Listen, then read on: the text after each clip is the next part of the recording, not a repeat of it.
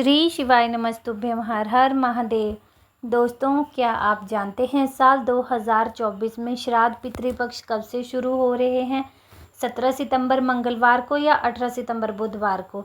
आज की इस वीडियो में हम आपको बताएंगे साल 2024 में पितृपक्ष या श्राद्ध पक्ष की शुरुआत कब से हो रही है, पितृपक्ष की तिथियां, महत्व और पितृपक्ष में क्या करें क्या नहीं, ये सारी डिटेल आपको इस वीडियो में बताई जाएगी। स्वागत है आपका हमारी भक्ति और भाग्य चैनल में।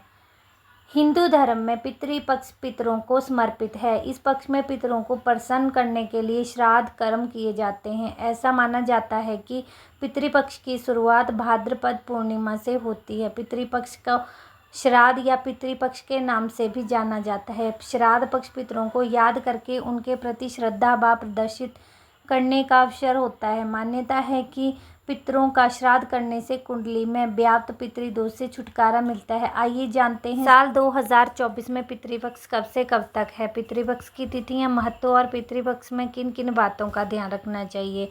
हिंदू कैलेंडर के अनुसार साल 2024 में पितृपक्ष 17 सितंबर भाद्रपद पूर्णिमा से लेकर 2 अक्टूबर अश्विन अमावस्या तक चलेगा। भाद्रपद माह के शुक्ल पक्ष की पूर्णिमा तिथि 17 सितंबर को प्रातः 11:44 से शुरू होकर 18 सितंबर को प्रातःकाल 8:04 पर समाप्त हो रही है। ऐसे में पितृपक्ष का प्रारंभ 17 सितंबर मंगलवार से होगा। दोस्तों, अब आगे की जानकारी आपको हमारे परम पूज्य पंडित प्रदीप मिश्रा जी देंगे। वह हमें बताएंगे कि हमें श्राद्ध के दौरान क्या करना चाहिए और क्या नहीं, जिससे हमारे वंश वृद्धि, धन संपदा और लक्ष्मी प्राप्ति में कोई विघ्न ना आए। इसलिए वीडियो को पूरा देखिए।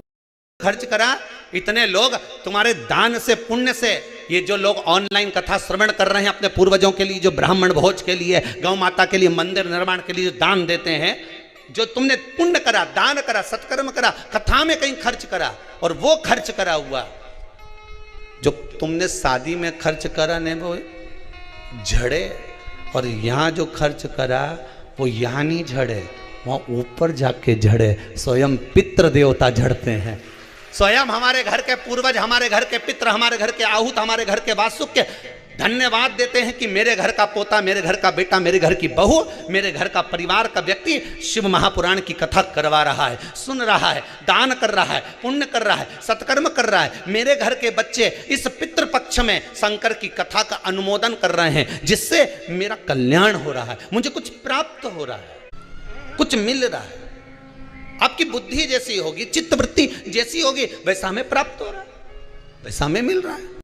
पहली रोटी गाय को दे दो। 16 श्राद्ध में, श्राद्ध पक्ष में जो लोग गया जी नहीं जा सकते, ब्रह्म कपाली करने नहीं जा सकते, किसी जलाशय पर जाकर तर्पण तिलांजलि नहीं कर सकते, तो गरुड़ पुराण कहती है 16 श्राद्ध में 16 दिन तक गया फाल्गुन नदी का पूरा पुण्य, गया सुर का मुख का, हस्त कमल का पूरा पुण्य गाय माता के मुख में आकर विराजमान हो जाता है। 16 श्राद्ध में गाय को एक रोटी अगर दी जाती है तो गया जी में पिंड दान करने का पूरा पुण्य फल जीव को प्राप्त हो जाता है। अगर गया नदी नहीं जा सकते, फाल्गु पर नहीं जा सकते, गया का पिंड करने नहीं जा सकते, 2 चीजें अपने जीवन में उतार लीजिए। एक, 16 श्राद्ध में हमें गाय को रोटी देना है, इसलिए ज्यादा घी का, तेल का कोई पदार्थ गौ माता को ज्यादा ना दीजिए। एक हवन वो जो अग्नि में सांकल्य छोड़ी जा रही है, जो गाय का घी छोड़ा जा रहा है और पितरों को मिल रहा है, और दूसरा गौ माता के 16 दिन तक 16 श्राद्ध में मुख में गया क्षेत्र रहता है। गया जी और ब्रह्म कपाली के पिंड का दान पुण्य अगर कहीं प्राप्त करना है तो गाय के मुख में। क्यों दी जाता है कौवा को भोजन? श्राद्ध पक्ष में कौवे को भोजन क्यों दिया जाता है? क्यों छत पर ले जाकर रोटी का टुकड़ा डालते हैं? काशी, कांची, अवंतिका, अयोध्या आदि जितने पावन क्षेत्र हैं, जगन्नाथ, द्वारका, रामेश्वरम, बद्री नारायण, जितने जितने पुण्यशाली क्षेत्र हैं, मथुरा आदि जितने, वृंदावन आदि जितने पुण्य क्षेत्र हैं, शिव महापुराण की कथा में, स्कंद पुराण में लिखा है कि जितने पुण्यशाली क्षेत्र हैं, सारे पुण्यशाली क्षेत्र, चाहे चित्रकूट हो, अयोध्या हो, काशी हो, उज्जैनी हो, त्र्यंबकेश्वर हो, जितने पुण्यशाली क्षेत्र हैं, सारे पुण्यशाली क्षेत्र में पिंडदान होता है। बोलो मालूम है कि नहीं आपको? मालूम? सब दूर तर्पण होता है, सभी जगह पिंड होता है, सभी जगह तर्पण होगा, पिंड होगा। तो श्राद्ध पक्ष में तुम इतनी सारी जगह जाकर तर्पण कर सकते हो क्या? जम के बोलिए, नहीं कर सकते। इतनी सारी जगह जाकर पुण्य कर सकते हो क्या? नहीं कर सकते। इतनी सारी जगह जाकर तुम ब्राह्मण को भोजन करा सकते हो क्या? नहीं। इतनी सारी जगह जाकर ना पिंड दे सकते, ना तर्पण कर सकते, ना पुण्य कर सकते। अब ये 16 दिन में इतने तीर्थ कितने हजारों में तीर्थ, इतने तीर्थ में जाकर कहां पुण्य करोगे, कहां पिंड दोगे? तो उसका एक निर्णय निकाल दिया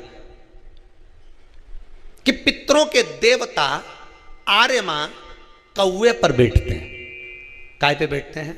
कौवे पर।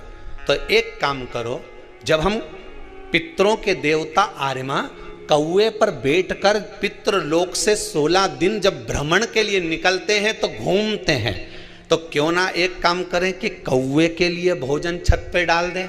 हमारे छत का कौवा जब अन्न का भाग ग्रहण करेगा, पितरों के देवता को बिठाकर जब घूमने के लिए निकलेगा, तो जहां जहां घूमने जाएगा, जब जब बीच में कोई तीर्थ पड़ जाएगा, तो वहां के पिंडदान का फल हमको मिल जाएगा। इसलिए कौवे को भोजन कराया जाता है। कुंवारी अवस्था में मरने वाले जीव जो गर्भस्थ मर जाएं या कुंवारी अवस्था में चले जाएं, आप कितना भी इनके लिए दान दे लो, कितना भी आप पिंडदान कर दो, कितना भी इनके लिए आप ब्राह्मण भोज करा दो, इनका कल्याण जब तक नहीं है, जब तक घर का कोई एक व्यक्ति, 2 व्यक्ति जो भी हैं घर में, वो शिव महापुराण की कथा ना सुन ले। और एक बात बहुत ध्यान दीजिएगा, बाबा ने तो कृपा करी है कि श्राद्ध पक्ष में शिव महापुराण की कथा सुनने को मिल रही है, श्राद्ध पक्ष में। और मेरा तो माताओं से विशेष रूप से निवेदन है, पुरुष वर्ग से तो है ही, नवयुवक बच्चों से तो है ही, गर्भस्थ दुनिया के लोग तो यहां 7 पीढ़ी की बात करते हैं कि 7 पीढ़ी में अगर कोई कुंवारी अवस्था में गया होगा तो उसको मोक्ष मिल जाएगा। यहां शिव महापुराण की कथा और उज्जैनी सांदीपनी ऋषि बाबा की वो पावन धरा वावंतिका उज्जैनी में भगवान शिव के मंदिर के उस दीवाल पर लिखा हुआ है 71 पीढ़ी तर जाती है मात्र एक शिव महापुराण की कथा श्रवण करने वाले करवाने 71 पीढ़ी तर जाती। अब 71 पीढ़ी में ना जाने कितने कुंवारी अवस्था में गए होंगे, कोई जरूरी किसका याद, कौन एक्सीडेंट में, कौन अधोगति में चला गया होगा, किसको मालूम। एक बात आपको कही थी, आप लोगों को स्मरण होगा, अगर मान लो आप ब्राह्मण को भोजन नहीं करा पा रहे हैं, मान लो आप गौ माता को रोटी नहीं दे पा रहे हैं, स्वान को भोजन नहीं दे पा रहे, कौवे को भोजन नहीं दे पा रहे हो, और मान लो गया ब्रह्म कपाली या कहीं पिंडदान नहीं कर पा रहे हो, तिलांजलि तर्पण नहीं कर पा रहे हो, तो एक काम जरूर करना, जल के पात्र में 2 बूंद गंगा जल डालना और वो गंगा जल शंकर को रोज 16 दिन तक चढ़ाइए, पितृदोष समाप्त हो जाएगा। पितृदोष समाप्त हो जाएगा। प्रतिदिन 16 दिन तक प्रतिदिन शिव महापुराण की कथा कहती है, अर्धनारीश्वर भगवान का दर्शन कर कर जो ब्रह्म उत्पन्न हुआ। और मेरा बहुओं से निवेदन है, बेटियों से निवेदन है, माताओं से निवेदन है, मान लो आपको कोई ब्राह्मण देवता ने कहा कि आपके यहाँ पितृदोष है, आपको कह दिया कि पितृदोष है, तो आपको घबराना नहीं है कि महाराज जी मुझे क्या करना पड़ेगा। पितृदोष है, एक चावल का दाना घर में से लीजिए, हथेली पर रखिए, पानी का जो मटका होता है, हंडा होता है, पानी का जो मटका है, हंडा है, जहां पर रसोई घर में तुम पानी रखते हो, उस हंडे के पास में, मटके के पास में उस चावल के दाने को लेकर जाइए, अपने पितरों का स्मरण कर स्वधा स्वधा स्वधा स्वधा स्वधा 5 बार बोलकर शंकर भगवान की शिवलिंग पर, तुम्हारे घर में शिवलिंग हो तो घर में, और अगर मंदिर में शिवलिंग हो तो मंदिर में, उस चावल के दाने को चढ़ा दीजिए। कैसा भी पितृदोष होगा समाप्त हो। तुलसी के क्यारे के पास में एक छोटी सी कटोरी रखकर घर का कोई भी व्यक्ति, चाहे महिला हो, पुरुष हो, पुत्र हो, पुत्रवधू हो, बच्चे हों, कोई भी,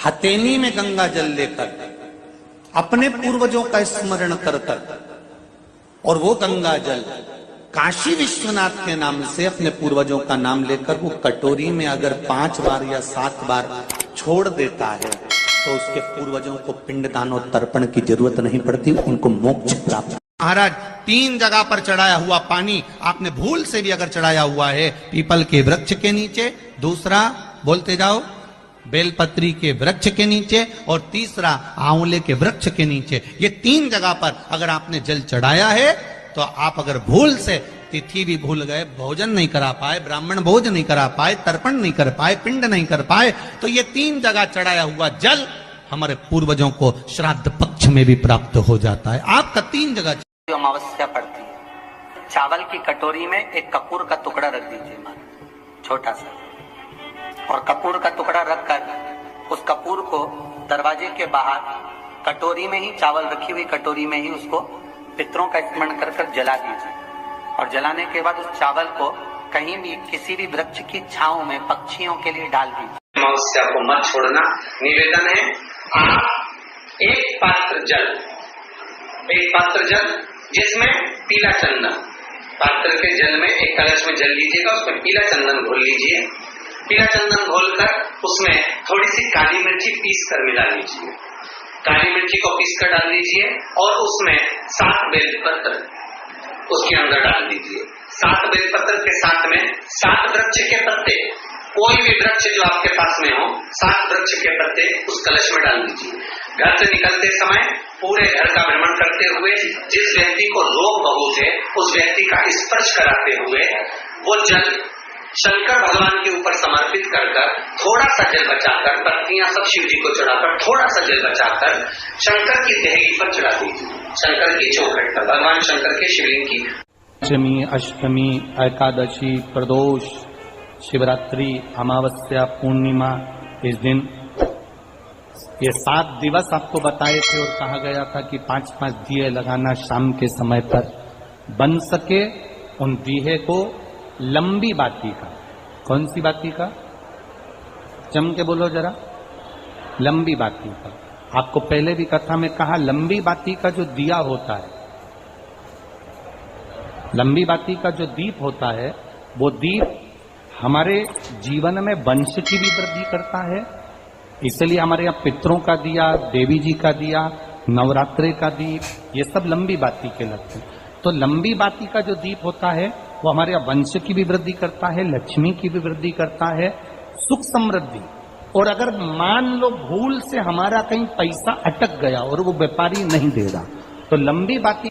दोस्तों आगे वीडियो में हम आपको बताएंगे कि पितृपक्ष का क्या महत्व होता है, इसकी तिथियां क्या होगी और पितृपक्ष के दौरान हमें क्या करना चाहिए क्या नहीं, यह सारी डिटेल आगे वीडियो में बताई जाएगी। इसके अलावा हमें पितृपक्ष के दौरान किसी का अनादर नहीं करना चाहिए। पितृपक्ष 2024 की प्रमुख तिथियां क्या होगी?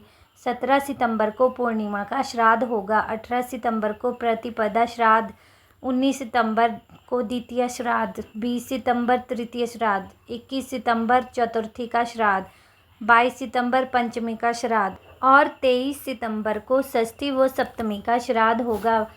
24 सितंबर अष्टमी का श्राद्ध होगा, 25 सितंबर को नवमी श्राद्ध, 26 सितंबर को दशमी का श्राद्ध होगा, 27 सितंबर को एकादशी श्राद्ध, 29 सितंबर को द्वादशी का श्राद्ध, 30 सितंबर को त्रयोदशी का श्राद्ध होगा, 1 अक्टूबर को चतुर्दशी का श्राद्ध होगा, 2 अक्टूबर को शरपित्र अमावस्या का श्राद्ध होगा।